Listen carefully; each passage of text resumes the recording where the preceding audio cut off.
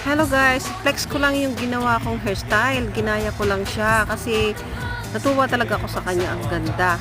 Kaya nagtry din ako kung makakaya kong gawin yun. At sana nagustuhan din nyo guys. At promise, mas gagandahan ko pa. Kasi marami pa akong nakikitang mga hairstyle dito sa short video na gustong gusto ko siyang gayahin.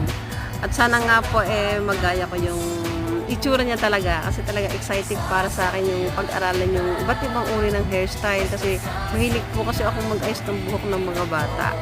Ganon din sa buhok ng mga anak ko, gusto ko rin na iba't iba yung hairstyle nila kaya ayan. Nagtatry po talaga ako mag-aral ng iba't ibang hairstyle at sana nagustuhan din po ninyo at sana po sa mga susunod ko pa mga video ay inyo rin ako nga suportahan at paki-subscribe, like, and hit the notification bell para like and updated sa aking mga i-upload pang mga